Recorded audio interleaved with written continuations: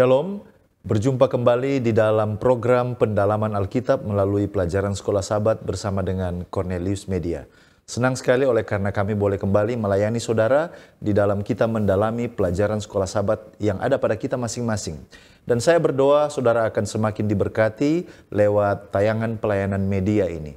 Meskipun saudara menikmati apa yang telah kami coba lakukan dan bagikan lewat pelayanan media ini, tetapi kiranya ini tidak menghilangkan tanggung jawab pribadi kita masing-masing untuk mempelajari pelajaran Sekolah Sabat di rumah kita masing-masing. Dan pada kesempatan ini saya Pendeta Edward Hariwongso, seperti biasanya ditemani oleh hamba-hamba Tuhan Pendeta Widodo Purwanto, Pendeta Jerry Jacobs, dan juga Pendeta Felix Gosal. Kita akan masuk kepada pendalaman Alkitab kita, tetapi sebelumnya mari kita tunduk kepala dan kita berdoa. Bapa Tuhan kami bersyukur kepadamu oleh karena kasih sayang-Mu kepada kami. Tuhan memberikan kepada kami firman-Mu sebagai harta yang tak ternilai, di mana kami boleh mempelajari, kami boleh menggumuli, merenungkan firman Tuhan.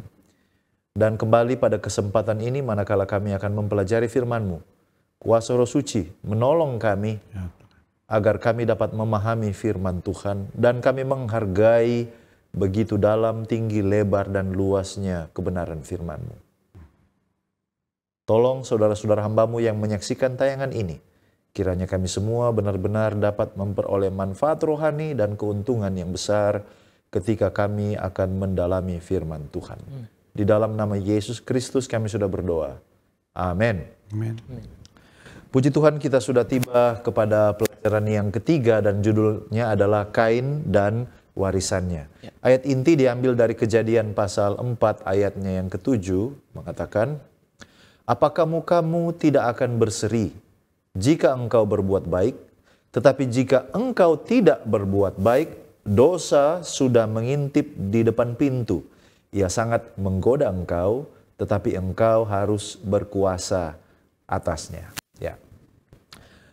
Sebelum kita akan masuk tema-tema yang akan kita lihat dari frase yang ada di ayat inti ini, maka kita akan melihat dulu apa pokok pelajaran dari Kejadian pasal 4 secara garis besar, garis-garis besarnya. Yang pertama, ayat ini dimulai dengan kalau kita lihat 4 ayat 1 sampai 2 dan juga ayat 4 memperkenalkan tentang Habel, bagaimana dia adalah seorang yang saleh. Dia seorang yang gembala, patuh, dan dia mempersembahkan hewan kurban kepada Tuhan. Lalu kemudian diperkenalkan Kain, seorang yang sepertinya tidak begitu menghargai Tuhan. Ayat 3 sampai ayat 26, ayat yang cukup panjang yang didedikasikan khusus untuk bicara tentang Kain. Bagaimana dia mempersembahkan kepada Allah suatu persembahan yang tidak berdarah, tidak menumpahkan darah. Ayat 5 sampai 7 dia marah karena Tuhan menolak persembahan Kain. Lalu kemudian bagaimana dia membunuh saudaranya. Itu di ayat 8 sampai ayat 16. Ada kejahatan Kain, ada kutukan Kain, ayat 9 sampai 12. Lalu ada pengeluhan daripada Kain. Dia khawatir bahwa siapa saja yang akan menemukannya akan membunuhnya. Sehingga untuk mencegah hal ini Tuhan memberikan suatu tanda pada Kain untuk memperingatkan mereka yang mungkin akan mencelakakan dia di masa yang akan datang. Lalu kemudian sesudah itu di ayat 17 sampai ayat 24 di sana kita lihat keturunan daripada Kain. Di sana ada keturunan yang berbakat sebenarnya. Kain adalah yang pertama membangun kota di dalam sejarah.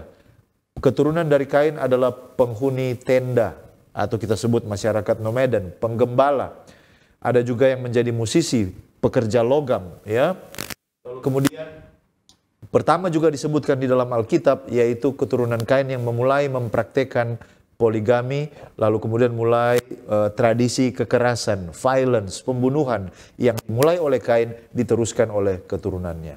Lalu sesudah itu yang terakhir adalah ayat 25-26 bicara tentang Set.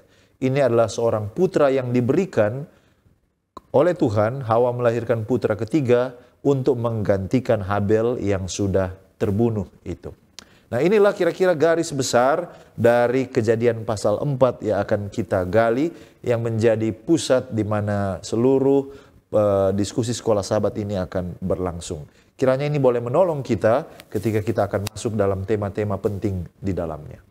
Ya, baik, terima kasih pendeta, dan kita akan lanjutkan kepada pengertian ayat inti kita. Ayat inti kita jelas adalah perkataan Allah yang ditujukan langsung kepada Kain. Setelah Kain menjadi marah karena persembahannya tidak diterima oleh Allah. Ayat 6 berkata dengan jelas, firman Tuhan kepada Kain. Firman Tuhan kepada Kain, mengapa hatimu panas dan mukamu muram? Kemudian dilanjutkan dengan ayat yang ketujuh yang adalah ayat inti kita.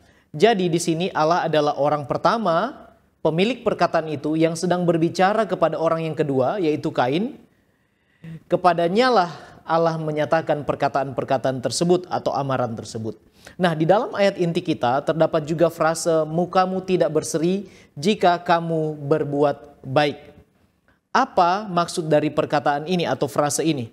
Dalam terjemahan literal dia katakan, if you do well, will you not be accepted? Kalau kamu berbuat benar, apakah kamu tidak akan diterima? Maka itu seperti teguran kepada Kain, seandainya dia berbuat yang benar di mata Tuhan, maka dia akan diterima persembahannya. Dengan kata lain, di sini Allah sedang meminta Kain untuk memperbaiki pemahamannya tentang apa yang baik menurut pandangan Allah, bukan menurut pandangan dirinya sendiri. Jika apa yang dilakukan Kain memang sudah sesuai dengan standar Allah, maka Allah pasti sudah menerimanya. Tidak ada alasan bagi Kain untuk marah. Itulah sebabnya obat dari penolakan terhadap persembahannya itu adalah penurutan terhadap kata-kata tersebut. Dengan demikian, kalau seseorang melakukan hal yang benar, maka pasti itu akan membawa kebahagiaan dalam kehidupannya. Jika kita melakukan yang sesuai dengan firman Allah, maka kita akan merasakan kebahagiaan dan sukacita. Kalau begitu kesimpulannya, perbuatan baik itu menuntun kepada penerimaan Allah. Dan penerimaan Allah terhadap seseorang yang berdosa sekalipun akan membawa sukacita dalam kehidupan orang berdosa tersebut. Asalkan apa? Asalkan berbuat baik sesuai dengan standar Allah. Baik, terima kasih pendeta. Setelah mengatakan kata-kata itu, Tuhan memberikan sesuatu yang kontras.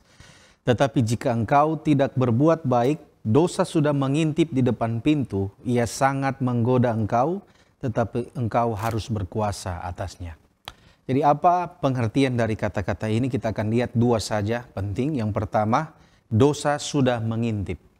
Terjemahan lainnya mengatakan sin lies at the door. Artinya adalah dua. Yang pertama, dosa masih di luar pada saat itu, belum di dalam. Tetapi yang kedua, dia siap untuk masuk bila diizinkan. Nah, kata yang digunakan di sini adalah rabas, ya. Rabas di mana kata ini, penggunaan kata ini menyiratkan bahwa dosa itu seperti singa yang bersiap untuk masuk ke pintu hati Kain jika diizinkan, ya. Jadi terjemahan bahasa Indonesia mengatakan dia mengintip, tetapi sebenarnya kata yang lebih tepat itu adalah keinginannya, desire-nya, ya. Dia sementara mengintip itu dia sedang berada tepat di depan pintu hati Kain. Jadi dengan kata lain, Allah sementara mengatakan kepada Kain bahwa dosa sementara mengintip, dosa tidak akan bekerja jika tidak diizinkan masuk. Tetapi kalau Kain mengizinkan, Kain membuka pintu hatinya, maka dia atau dosa itu akan masuk. Jadi ini adalah sebuah warning kepada Kain. Nah, setelah Allah mengatakan kata-kata ini, Tuhan mengatakan dosa ini sangat menggoda. Terjemahan lainnya mengatakan bahwa dosa ini sangat mengingini, desires, ya.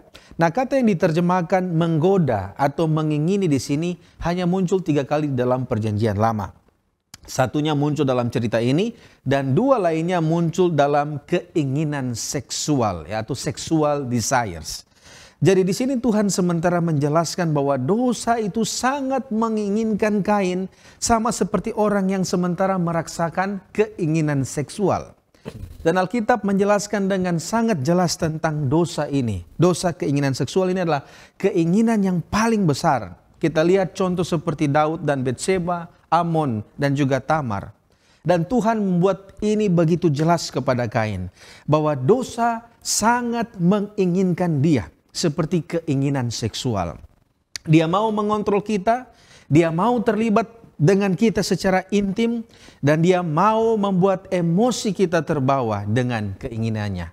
Dan kita bisa lihat akhir dari cerita ini, dosa itu akhirnya mengambil semua kehidupan Kain dan akhirnya Kain membunuh Habel. Kemudian hal penting yang lainnya yang kita perlu lihat di dalam ayat inti kita adalah ada kata dosa di sana. Nah, sebenarnya kalau kita baca Alkitab, dosa ini adalah pelanggaran hukum Tuhan. Menjadi perhatian kita bersama pada pelajaran sekolah Sabat ini, apakah Allah telah menyatakan arti dosa terhadap kepada Kain dan Habel? Dan kira-kira hukum mana yang mereka langgar dalam peristiwa ini? Nah, mari kita lihat. Yang pertama, apakah Kain dan Habel mereka sudah tahu tentang dosa? Mari kita lihat kutipan Roh Nubuat di dalam Sejarah Para Nabi halaman 73. Di sana dikatakan begini, tetapi Kain membajakan roh pemberontakan dan bersungut-sungut terhadap Allah oleh sebab kutuk yang dijatuhkan ke atas bumi dan kepada umat manusia oleh karena dosa Adam. Dari sini kita melihat bahwa dia memahami apa itu dosa. Dia mengerti apa itu dosa. Dan kita bisa melihat dia mengerti dosa orang tuanya, yaitu mereka tidak menuruti perintah Allah dengan memakan buah terlarang. Jadi jelas Kain dan Habel memahami apa itu definisi dosa, yaitu tidak menuruti perkataan Allah. Nah, dosa mana yang mereka langgar dalam hal ini? Kalau kita lihat di dalam Seventh Day Adventist Bible Commentary volume 1 halaman 240, di sana dikatakan bahwa kata Ibrani yang diterjemahkan dosa dalam cerita ini merujuk kepada dosa persembahan atau sin offering, ya, sin offering. Nah, jadi apakah mereka tahu tentang perintah untuk mengorbankan persembahan, ya, pada saat itu? Apakah mereka sudah diajarkan tentang perintah ini sebelumnya?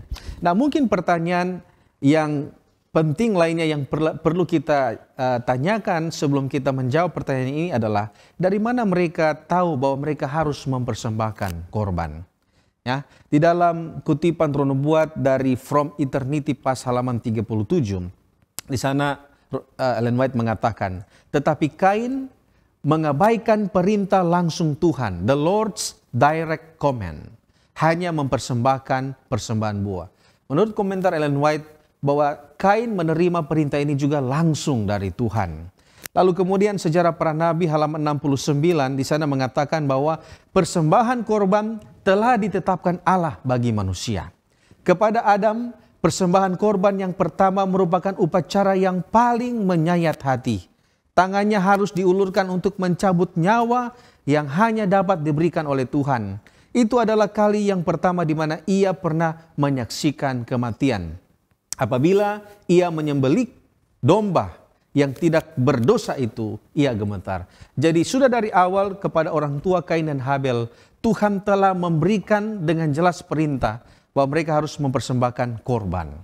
Nah, perintah ini sudah diberikan kepada Adam. Apakah Kain dan Habel tahu? Jelas.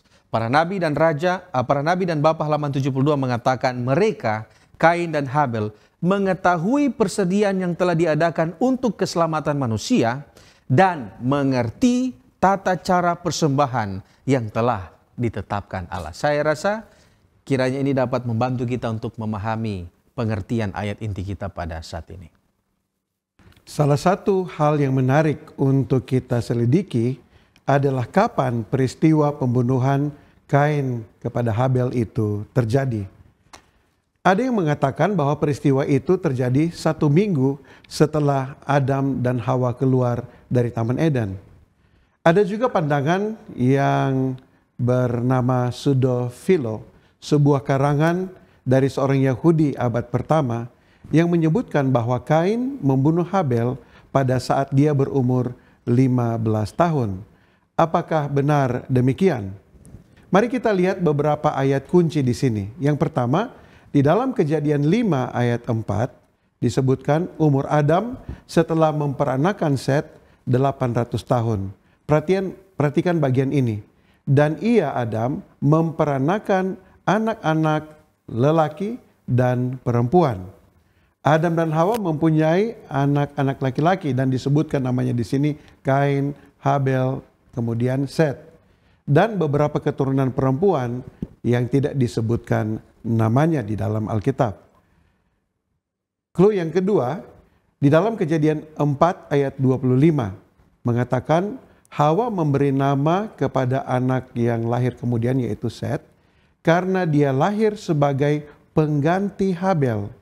Indikasinya adalah bahwa kelahiran Set itu terjadi tidak begitu lama atau tidak jauh dari kematian atau setelah kematian Habel.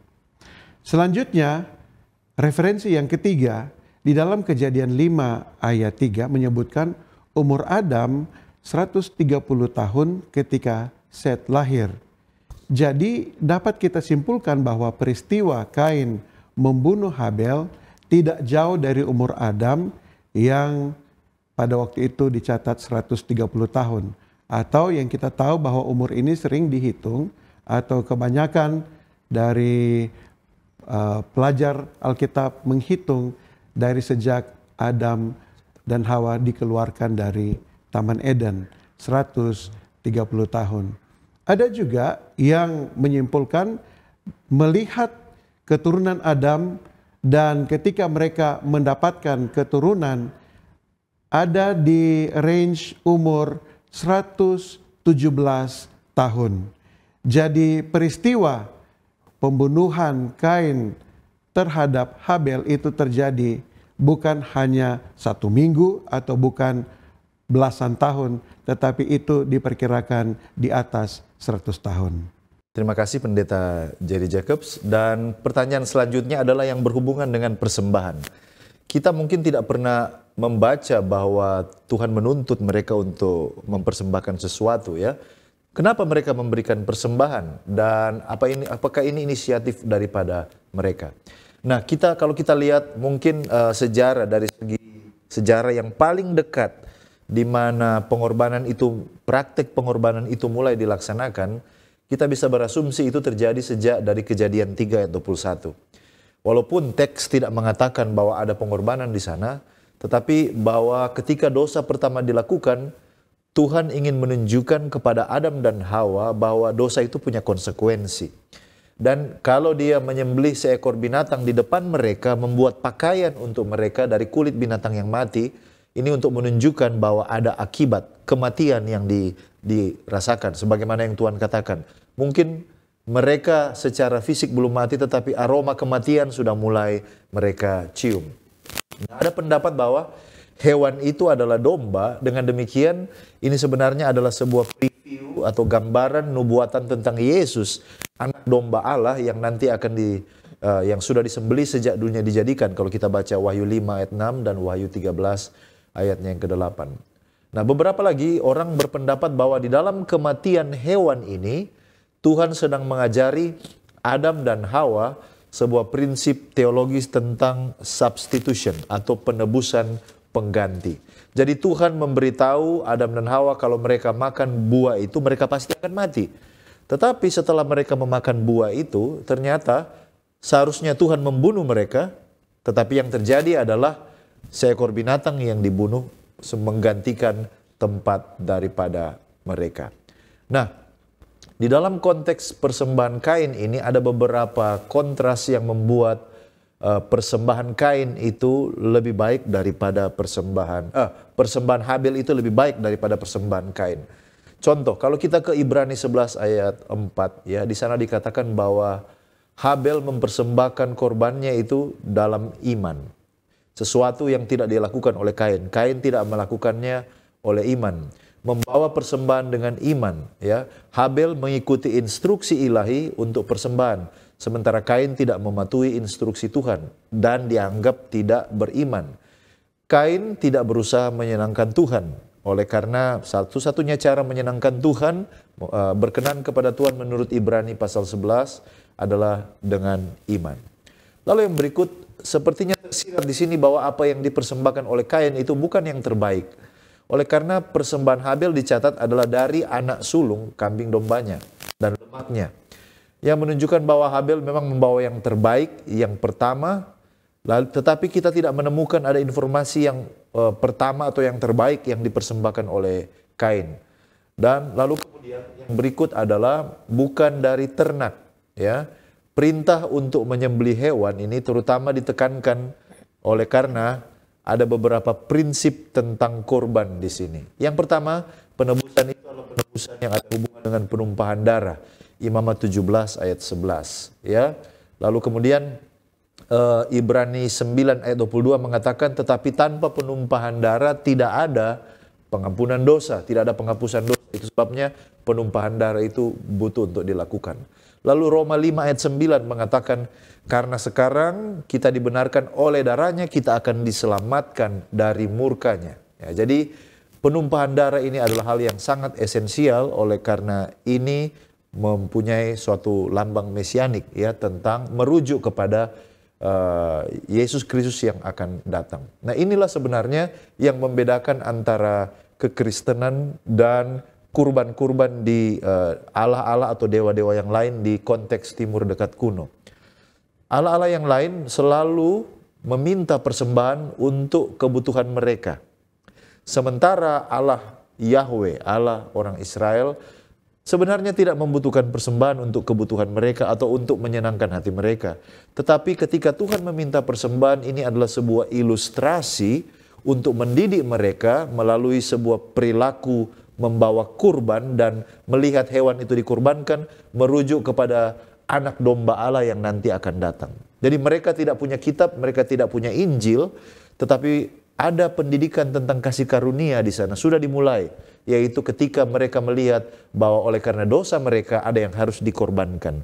Dan ini merujuk kepada Mesias yang akan datang kemudian. Jadi berdasarkan informasi ini kita bisa mengambil kesimpulan bahwa memang benar Alkitab tidak mengatakan bahwa Tuhan menyuruh, tetapi kalau kita percaya tradisi kurban itu sudah dimulai dari Kejadian 3 ayat 21, maka ini sebenarnya adalah sebuah pendidikan yang sudah diajarkan kepada Adam, Hawa dan keturunannya sejak mereka jatuh ke dalam dosa, sebagaimana yang tadi juga sudah diungkapkan oleh Pendeta Gosal. Saya pikir inilah informasi yang penting bagi kita. Baik, terima kasih Pendeta. Dan saat ini kita berpindah kepada poin penting lain tentang makna persembahan itu sendiri. Sebelum kita melihat makna persembahan itu sendiri, maka kita kembali merujuk kepada apa yang tadi sudah dijelaskan oleh Pendeta Felix, bahwa persembahan itu sendiri dimaksudkan Tuhan sebagai bagian dari perbaktian atau ibadah. Dan kalau kita merujuk kepada apa yang ditulis di dalam Kejadian pasal 4, kata persembahan itu di dalam bahasa Ibrani adalah minkau, yang artinya oblation, sesajen, persembahan kepada Tuhan. Kemudian bisa diartikan persembahan atau bisa diartikan present atau gift, hadiah, serta juga bisa diartikan sacrifice atau korban. Nah, pengorbanan itu sendiri atau persembahan itu sendiri secara tradisional biasanya mencakup tadi yang dikatakan penumpahan darah, dan ada unsur yang kedua yaitu tanpa paksaan. Jadi Tuhan tidak memaksa, ini harus berjalan dengan sukarela. Kalau begitu apa maknanya? Ada 3 makna yang saya mau bagikan di sini secara teologi. Yang pertama, persembahan itu selalu memiliki kaitan dengan keselamatan. Sebab di dalam Alkitab, persembahan sering dihubungkan dengan ide bahwa Allah itu adalah juru selamat. Yang tadi dikatakan itu memberikan ide substitute atau penggantian. Bahwa orang berdosa itu harus mati, tetapi Allah menyediakan jalan dengan pengorbanan supaya manusia itu dapat diselamatkan. Ada unsur pendidikan kasih karunia di sana. Hal ini bukan berarti persembahan kita berkontribusi agar kita selamat, tetapi mengingatkan kepada kita, khususnya dalam konteks ini adalah kepada Kain, bahwa Allah lah yang menyediakan korban pendamaian atau persembahan untuk keselamatan kita. Dan kita boleh baca di sana di dalam Imamat pasal 4, Imamat pasal 5, Imamat 17 ayat yang 1, ayat yang ke-11.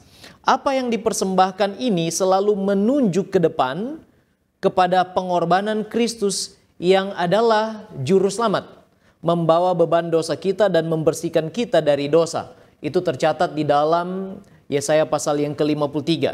Dan memang pemenuhannya ada di salib kalau kita melihat.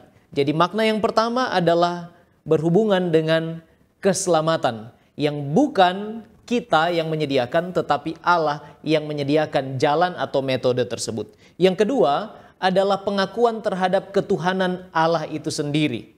Jadi persembahan membuat kita mengakui bahwa Allah itu adalah Tuhan yang harus disembah dan dipuja-puji. Dia telah menyelamatkan kita dan itulah sebabnya kita harus mengakui Dia adalah Allah satu-satunya yang patut disembah, bukan sekedar dengan perbuatan, tetapi tadi disinggung tentang attitude, tentang iman, harus disembah dengan iman. Sebab jika kita tidak mengakui Dia sebagai Tuhan, maka kita masih dalam kondisi diperbudak oleh dosa. Jadi makna yang kedua adalah pelayanan persembahan kita sedang mengakui ketuhanannya dan kepadanya lah kita melayani dan sujud menyembah. Yang ketiga adalah ucapan syukur, di mana ketika kita orang berdosa membawa persembahan yang tadi di bagian awal saya katakan ada unsur penumpahan darah dan sukarela, maka kita sedang membawa ungkapan syukur kita kepada Allah. Kita mengakui Dia Allah yang menyediakan keselamatan, kita mengakui Dia Tuhan, dan kita mengembalikan segala sesuatu yang diberikan dengan ucapan syukur melalui persembahan. Itulah makna-makna dari persembahan itu sendiri. Baik, terima kasih Pendeta. Sehubungan dengan persembahan ini adalah satu isu yang menarik dalam cerita Kain dan Habel. Ya, dan kita tiba pada satu topik, yaitu kenapa sampai Tuhan tidak mengindahkan persembahan Kain. Sedangkan di dalam Perjanjian Lama kita dapat melihat informasi bahwa boleh mempersembahkan hasil bumi. Baik, sebenarnya ada 5 macam persembahan di dalam Perjanjian Lama. Yang pertama dikenal sebagai burnt offering atau korban bakaran, di mana tujuan dari korban ini adalah sebagai bukti syukur manusia telah didamaikan dengan Allah. Kemudian persembahan yang kedua adalah grain offering atau korban sajian, di mana ini adalah persembahan ucapan syukur dari hasil panen. Yang ketiga adalah peace offering atau korban keselamatan, di mana korban ini biasanya pemilik dari domba ini akan datang dan menumpahkan tangan di atas kepala domba itu sebagai simbol ditransfernya iniquity, transgression, itu dosanya kepada domba itu. Gantinya dia yang harus mati karena dosa, tetapi domba itu yang harus mati karena dosa. Kemudian yang keempat adalah sin offering atau korban penghapusan dosa.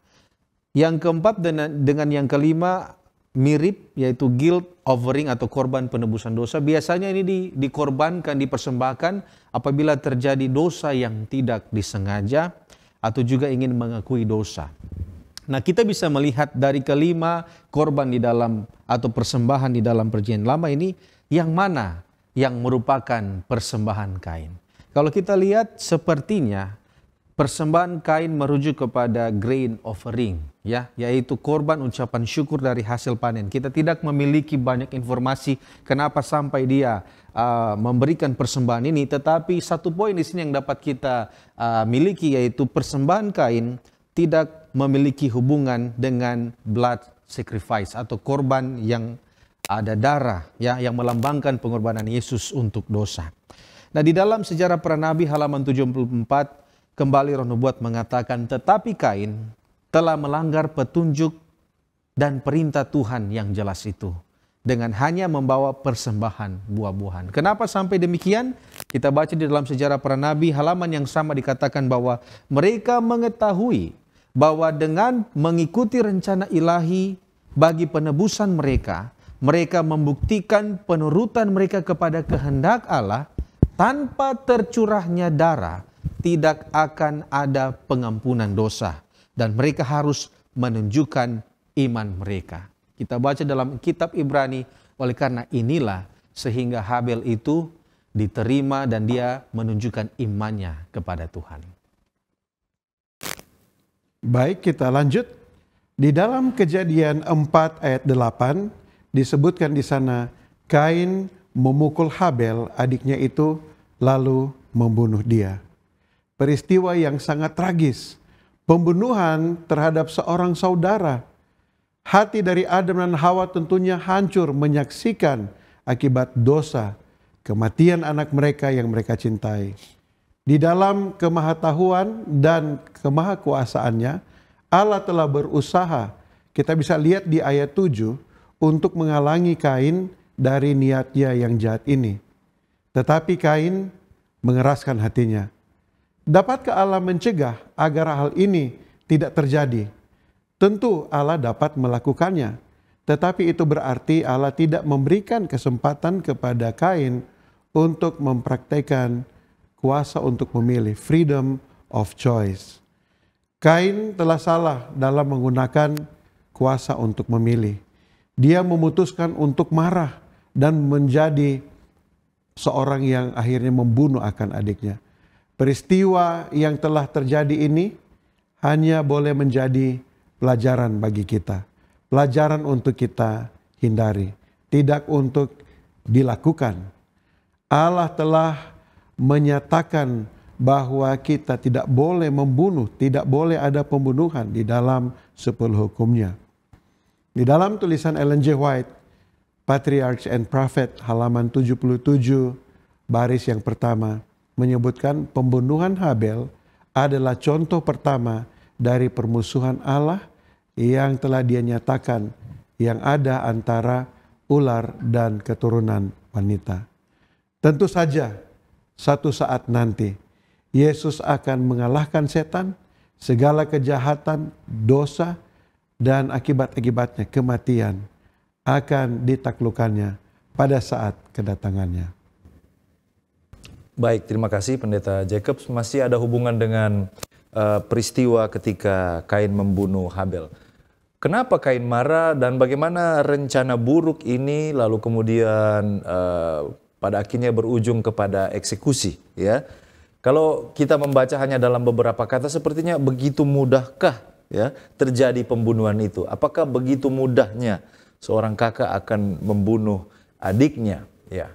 Dan kalau kita lihat, sebenarnya kalau kita telah baik-baik ceritanya, maka ada banyak yang terjadi di belakang layar yang mungkin tidak ditulis oleh Musa. Tapi kalau kita lihat minimal ada beberapa petunjuk. Ada progres yang terjadi, the progress of sin. Ya, kalau kita baca mulai dari ayat 4 sampai ayatnya yang ke-8, kalau kita lihat, tetapi Kain dan korban persembahannya tidak diindahkannya, lalu hati Kain menjadi sangat panas, mukanya muram. Ya. Pertama hatinya panas, mukanya muram. Lalu ayat 6 ada suara Tuhan di sana yang mengatakan, mengapa hatimu panas dan mukamu muram? Ya. Jadi dimulai dari dalam hati, ada ekspresi wajah di sana. Tetapi kemudian di ayat yang ke-8 sangat disayangkan ketika mereka ada di padang, tiba-tiba Kain memukul Habel adiknya itu lalu membunuh dia. Jadi apa yang kita lihat di sini? Dosa itu dimulai dari iri hati, dari kecemburuan. Apa yang dia cemburui? Yang dia cemburui adalah perbuatan baik daripada adiknya. Dari kemarahan kepada kebencian akhirnya sampai kepada pembunuhan. Ini yang terjadi. Nah, kalau kita lihat ketika Kain hatinya itu panas, mukanya muram, mulai dari angan-angan hati. Dimulai dari angan-angan hati. Lalu kemudian ada ayat 6 yang menginterupsi, ada suara Tuhan di sana. Mengapa engkau hatimu panas? Mengapa mukamu muram? Lalu di ayat 8 di sana peristiwa ketika itu adalah sebuah tindakan dosa di mana Kain membunuh saudaranya Habel. Jadi kita lihat di antara angan-angan hati dan tindakan dosa, di sana ada suara Tuhan. Seandainya Kain mendengarkan suara Tuhan, maka apa yang menjadi angan-angan hati ini tidak akan pernah direalisasikan menjadi sebuah perbuatan. Ya, seandainya dia mendengarkan suara Tuhan, ini tidak akan pernah direalisasikan menjadi sebuah perbuatan. Nah, mengapa Tuhan katakan, tetapi dosa sudah mengintip di depan pintu, ia sangat menggoda engkau, tetapi engkau harus berkuasa atasnya. Ya, mari kita lihat ada terjemahan bahasa Indonesia ya dalam bahasa Indonesia kita. Maka kata Kain kepada Habel adiknya, marilah kita pergi ke padang. Ketika mereka ada di padang, tiba-tiba Kain memukul Habel adiknya itu lalu membunuh dia. Nah, kalau kita lihat kita melakukan perbandingan tekstual analisis ya, perbandingan manuskrip di mana yang menjadi dasar ketika menerjemahkan projek terakhir Alkitab yang kita lihat sekarang, maka sebenarnya ajakan mari kita pergi ke padang itu ditambahkan oleh Septuaginta Samaritan Pentateuch, dan juga Syriac manuskrip yang kalau orang belajar kenal dengan namanya Peshitta. Dengan kata lain, teks primer, Masoretic text yang menjadi teks primer dari kitab Perjanjian Lama itu tidak menuliskan kata marilah kita ke padang. Nah, ada hal yang sangat menarik di sini. Kalau kita lihat ada kata marilah kita ke padang, sepertinya ini adalah premeditated murder, artinya pembunuhan yang direncanakan oleh Kain. Dia mau ajak ke padang, lalu kemudian dia bunuh di sana. Tapi sepertinya kalau kata itu tidak ada, membuat sedikit perbedaan nuansa ketika kita membaca cerita ini. Artinya ini sesuatu yang mungkin ketika mereka ada di padang, lalu pikiran itu, kecemburuan itu muncul kembali. Ini bukanlah tindakan yang direncanakan, tetapi oleh karena ada perasaan lama yang disimpan, tidak dibereskan, maka dia akan muncul kembali. Inilah barangkali yang dimaksud dosa sudah mengintip di depan pintu. Ya, dosa sudah mengintip di depan pintu. Nah, mengapa Kain membenci saudaranya? Oleh karena ini. Ada beberapa alasan. Yang pertama, karena kehidupan orang benar itu menemplak kesalahan. Tidak perlu berkata, hanya dengan tingkah lakunya, kehidupan orang benar itu sebenarnya sudah menemplak kejahatan. 1 Yohanes 3 ayat 12 mengatakan, bukan seperti Kain yang berasal dari si jahat dan yang membunuh adiknya. Dan apakah sebabnya ia membunuhnya? Sebab segala perbuatannya jahat dan perbuatan adiknya benar. 1 Yohanes 3 ayat 12. Jadi Kain ini bukan hanya sekedar dia tidak mempersembahkan hewan, tetapi memang Alkitab mengatakan bahwa dia perbuatannya jahat. Yang kedua, mengapa dia harus menyingkirkan Habel? Karena keberadaan Habel ini adalah constant reminder. Adalah sebuah pengingat yang terus-menerus tentang kesalahan dan dosa Kain. Setiap kali dia lihat Habel, dia ingat bahwa persembahannya ditolak oleh Tuhan, dia bersalah. Setiap kali dia lihat Kain, dia teringat kembali akan kekurangannya. Itu sebabnya caranya adalah dia harus disingkirkan supaya tidak terus menegur hati nuraninya. Dan itulah sebabnya memang semua orang yang mau hidup beribadah akan menderita aniaya. 2 Timotius 3 ayat 12. Setiap orang yang mau hidup beribadah di dalam Kristus Yesus akan menderita aniaya. Inilah penyebab mengapa Kain marah, membuat rencana, dan kemudian mengeksekusi. Nah, kalau kita bertanya, memang setan tidak disebutkan di dalam cerita ini. Tetapi apakah ada faktor iblis dan setan di sini? Bagaimana kira-kira kita menjawab pertanyaan ini? Nah, kalau saya bertanya, dosa yang dilakukan oleh Kain dimulai dari iri hati tadi, siapa tokoh di alam semesta ini yang paling pertama merasakan iri hati di dalam hatinya? Maka kita bisa katakan, kita belajar dari pelajaran minggu lalu, Lucifer lah, dialah yang paling pertama, dialah yang paling tahu apa artinya iri hati itu. Semua orang yang iri hati bisa bersimpati dengan dia. Ya, orang yang cemburu bisa bersimpati dengan dia karena dialah tokoh yang paling pertama di alam semesta ini yang mengenal apa itu artinya cemburu dan iri hati. Meskipun demikian, kita selalu mempersalahkan setan untuk segala keputusan yang kita buat. Dan ada sebutan dalam bahasa Inggris yang mengatakan Satan made me do it. Ya, setanlah yang membuat saya melakukannya. Nah, walaupun demikian, membutuhkan consent atau persetujuan dari Kain. Setan boleh memberikan, menaburkan benih, ya, iri hati di hati Kain, tetapi tetap itu adalah tanggung jawab daripada Kain. Membutuhkan persetujuannya untuk mengatakan iya kepada pencobaan daripada setan. Nah, ini menjadi pelajaran bagi kita bahwa jangan selalu ketika ada hal yang terjadi kesalahan kita mempersalahkan setan. Memang betul dia adalah bapa dari semua perbuatan jahat, ide-ide jahat, dosa yang terjadi. Tetapi setan tidak pernah memaksa kita. Demikian juga Tuhan tidak pernah memaksa kita. Membutuhkan persetujuan dari kita untuk berkata ya kepada ide atau penggodaan dari setan itu. Nah, inilah penting untuk kita pelajari tentang sejarah mengapa Kain marah dan kemudian faktor di mana iblis atau setan itu bermain di dalam kisah pembunuhan yang pertama ini. Saya pikir itu yang penting. Baik pendeta, sekarang kita berpindah kepada isu menarik lain di dalam pelajaran dari Kejadian pasal yang keempat, yaitu dalam penghukuman Kain, apakah ada usaha Allah untuk menyadarkan dia tentang apa yang dia lakukan? Tidak dapat dipungkiri bahwa cepat atau lambat dosa itu akan membawa kepada penghukuman, termasuk dosa Kain. Pasti itu akan membawa kepada penghukuman. Nah, penghukuman Kain dalam Kejadian pasal 4 terjadi dengan segera. Kalau kita baca ceritanya baik-baik. Fakta bahwa Allah segera menghukum Kain itu tidak menghilangkan fakta bahwa Allah menginginkan Kain untuk sadar terhadap apa yang sedang terjadi. Itulah sebabnya dalam sebuah buku yang ditulis oleh M.S. Mills, Genesis, A Study Guide to the Book of Genesis, dikatakan bahwa when Cain became angry, ketika Kain katanya marah, di dalam cara yang luar biasa Allah menyatakan kasih kepada orang berdosa ketika dia berbicara dengan orang yang berdosa tersebut, dalam hal ini Kain, dan menawarkan kepadanya pengharapan dan kekuatan, tetapi juga memberikan warning atau peringatan bahwa dosa sudah menanti dia. Jadi di dalamnya Allah berusaha untuk menyadarkan Kain. Dalam percakapan di dalam Kejadian pasal yang keempat antara Allah dan Kain, di sanalah terlihat jelas bagaimana usaha Allah untuk menyadarkan Kain. Yang pertama, ketika Allah bertanya, apakah mukamu tidak akan berseri jika engkau berbuat baik? Di sana terdapat satu cara, approach, pendekatan Allah untuk mengingatkan Kain bahwa ketika engkau menjadi marah, be careful, hati-hati.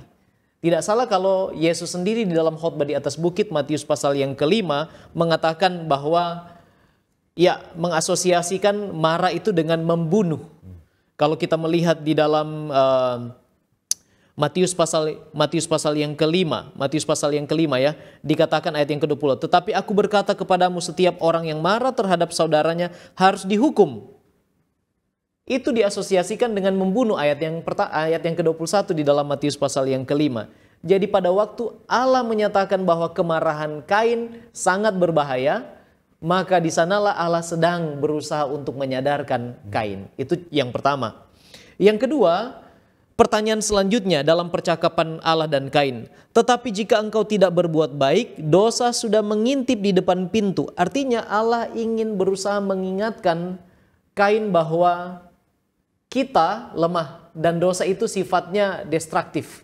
Kalau kita mengizinkan itu mengambil di dalam bagian di dalam kehidupan kita, itu akan bisa merusak. Cara Tuhan untuk menyadarkan Kain ada di sana, bahwa Allah ingin memperingatkan dia tentang bahaya dari dosa. Namun, gantinya dia merespon terhadap peringatan Allah, Kain justru ayat yang ke-8 mengajak adiknya Habel, dan kemudian di ladang dia membunuh. Jadi respon terhadap ajakan peringatan Allah justru sebaliknya, ditolak oleh Kain. Sekalipun demikian, Allah toh masih bertanya kepada Kain di dalam ayat yang selanjutnya. Ayat yang ke-9, firman Tuhan kepada Kain, di mana Habel adikmu itu? Jawabnya, aku tidak tahu. Di sini sekali lagi responnya adalah Kain berdosa terhadap ajakan Allah untuk bertobat, sadar terhadap apa yang dia lakukan. Jadi dalam setiap tahap percakapan yang ada di dalam Kejadian pasal 4, baik ketika Kain masih marah, kemudian memperingatkan tentang dosa, dan ketika dosa itu sudah dieksekusi, sudah dilakukan, maka berusahalah Allah untuk meyakinkan, menyadarkan Kain untuk berbalik dan bertobat, menerima pengampunan dari kasih karunia Allah. Tetapi fakta bahwa Kain selalu menolak ajakan Allah membawa dampak kepada penghukuman yang segera. Artinya di sana ada usaha Allah untuk menyadarkan Kain, tetapi ditolak. Fakta ini menyatakan kepada kita bahwa Allah itu adil dan juga sangat mengasihi orang berdosa, sebab dia memberikan kesempatan kepada orang berdosa untuk berbalik dan bertobat. Baik, terima kasih pendeta. Hal menarik lainnya yang perlu kita tanyakan adalah siapa istri Kain, ya. Ini sangat menarik. Siapa istri Kain? Nah, ada beberapa argumen yang kita boleh dapatkan dari tulisan-tulisan para scholars. Ya, ada beberapa. Yang pertama, mereka berargumen bahwa Tuhan menyediakan wanita lain untuk Kain, ya. Jadi Tuhan ciptakan wanita lain untuk Kain, mendampingi Kain. Tapi di sini ada kelemahan. Kelemahannya adalah apakah Tuhan menciptakan wanita yang sudah berdosa untuk Kain yang berdosa? Artinya menciptakan wanita yang sepadan dalam arti sudah berdosa sama seperti Kain, Jadi sepertinya teori yang pertama ini tidak terlalu memungkinkan untuk kita percaya. Lalu yang kedua, menurut Kejadian pasal 4 ayat 14, ketika Tuhan memberikan kutuk kepada Kain, Kain mengatakan, maka barang siapa yang akan bertemu dengan aku tentulah akan membunuh aku. Jadi sepertinya di sini juga ada indikasi bahwa pada saat itu bukan hanya 3 orang. Bukan hanya Adam, Hawa, dan Kain yang tersisa, tetapi ada orang-orang lain yang ada pada saat itu yang bisa saja menurut Kain kalau bertemu dengan dia akan dibunuh oleh orang-orang itu. Lalu kemudian yang ketiga, menurut tradisi Yahudi, istri Kain itu namanya Avan atau Aven, ya, di mana mereka percaya wanita ini adalah saudara perempuan dari Kain dan anak perempuan dari Adam dan Hawa. Apakah ini betul? Mari kita lihat Alkitab, ya. Alkitab kita mengatakan di dalam Kejadian pasal 3 ayat 20 bahwa setelah kejatuhan Adam menamai istrinya Hawa, di mana arti dari nama Hawa ini adalah ibu dari semua orang yang hidup. Dengan kata lain bahwa semua orang yang hidup di atas bumi ini datang dari satu rahim, yaitu Hawa. Lalu Kisah pasal 17 ayat 26 mengatakan dari satu orang dia membuat semua bangsa yang tinggal di seluruh permukaan bumi. Siapa dia? Itu adalah Adam. Ya, dari Adam ambil rusuknya dibuatlah Hawa, dan dari keduanya mereka bersetubuh dan beranak cucu sehingga terjadilah bangsa-bangsa. Ada satu clue yang bisa kita dapatkan, ya, di mana memperkuat bahwa sebenarnya istri dari Kain itu, ya, memperkuat bahwa istri dari Kain itu adalah keturunan dari Adam dan Hawa, yaitu Kejadian pasal 5 ayat 4. Ketika Alkitab berkata bahwa Adam dan Hawa mereka memperanakan anak laki-laki dan perempuan lainnya. Di mana kalau kita lihat konteks Alkitab di masa itu, di mana kita bisa melihat juga umur manusia pada saat itu panjang, ya, maka konteks ini dapat terjadi di mana Kain pada akhirnya akan bertemu dengan saudara perempuannya sendiri dan mereka menikah. Di mana sejarah manusia pada saat permulaan menikah dengan keluarga dekat itu adalah sesuatu yang umum, ya. Ada banyak contoh kita bisa lihat seperti Abraham menikah dengan keluarga dekat itu adalah hal yang umum. Jadi bisa dapat disimpulkan istri Kain pada saat itu adalah saudaranya sendiri. Kita akan lanjut kepada keturunan dari Kain yang berikutnya. Ya. Nah, keturunan ini melakukan hal yang jahat di hadapan Tuhan. Di dalam Kejadian 4 ayat 19 berbicara tentang Lamek. Lamek mengambil istri 2 orang. Yang satu namanya Ada, yang lain Zila. Inilah catatan pertama poligami yang dilakukan oleh Lamek, keturunan dari Kain si pembunuh. Poligami ini tentunya bertentangan dengan rencana Tuhan. Sebagaimana kalau kita kembali kepada peristiwa ketika Adam dan Hawa diciptakan di dalam Kejadian 2 ayat 24, menyebutkan sebab di situ seorang laki-laki akan meninggalkan ayahnya dan ibunya dan bersatu dengan istrinya. Jadi yang pertama disebutkan seorang laki-laki akan meninggalkan ayahnya dan ibunya dan bersatu dengan istrinya dalam bentuk singular. Sehingga keduanya, suami istri, menjadi satu daging. Di dalam 1 Timotius 3 ayat 2 dengan tegas disebutkan di sini salah satu kriteria dari penilik jemaat atau ketua jemaat. Karena itu penilik jemaat haruslah seorang yang tak bercacat, suami dari satu istri, dapat menahan diri. Nah, pertanyaannya adalah kalau poligami dilarang oleh Tuhan, mengapa Tuhan tidak langsung pada saat itu menghukum praktek ini sehingga menjadi pelajaran bagi generasi yang berikutnya untuk tidak melakukannya? Barangkali kita tidak akan mendapat jawaban dari semua pertanyaan yang kita miliki. Namun dari pengalaman mereka yang melakukan poligami, seperti kita lihat dalam Alkitab ada Abraham dengan Sarah dan Hagar, Yakub dengan Ribka dan Rahel, Raja Daud, Raja Salomo, dan lain-lain. Kita boleh melihat ada kehancuran di dalam keluarga-keluarga ini. Ada permusuhan, ada pembunuhan. Menjadi pelajaran yang berharga bagi kita. Adalah baik dan diberkati apabila kita mengikuti arahan, petunjuk, dan rencana Tuhan sehubungan dengan pernikahan di dalam kehidupan kita. Demikianlah barangkali beberapa topik yang dapat kita diskusikan bersama-sama. Adalah doa dan harapan kita kiranya kita boleh mengambil pelajaran dari peristiwa yang terjadi antara Kain dan Habel, dan apa yang diwariskan dari Kain kepada generasinya atau keturunannya adalah hal-hal yang buruk yang terjadi. Itulah sebabnya adalah ajakan kami kiranya kita semua boleh mengambil keputusan untuk selalu mentaati akan apa yang dinyatakan oleh Tuhan dan mencintai Tuhan kita, menuruti apa yang Dia nyatakan kepada kita. Dengan demikian kita boleh berbahagia. Mari kita tunduk kepala dan kita satu di dalam doa. Bapa kami yang ada di dalam kerajaan surga, kami mengucap syukur oleh karena kami boleh belajar tentang peristiwa yang terjadi dari kisah Kain dan Habel. Satu peristiwa yang sangat tragis. Peristiwa yang tidak pernah diharapkan, tetapi itu sudah terjadi.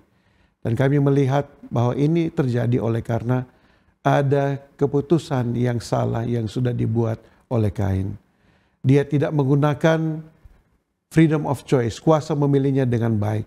Dia memilih untuk lebih mempercayai apa yang ada di dalam hatinya, dirinya sendiri, daripada untuk percaya dan berserah kepada Tuhan.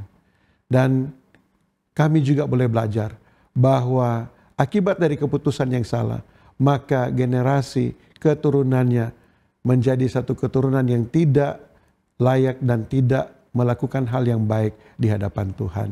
Kiranya ya Tuhan ini boleh menjadi pelajaran bagi kami untuk selalu menuruti akan apa yang difirmankan oleh Tuhan.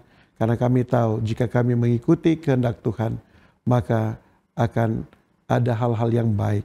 Maka Tuhan akan memberkati kami dengan kebaikan, kebahagiaan, dan sukacita. Kiranya kami dapat tetap setia kepadamu, dan kiranya berkat Tuhan menjadi kami pada sepanjang Sabat yang suci ini. Adalah doa kami di dalam nama Yesus. Amin.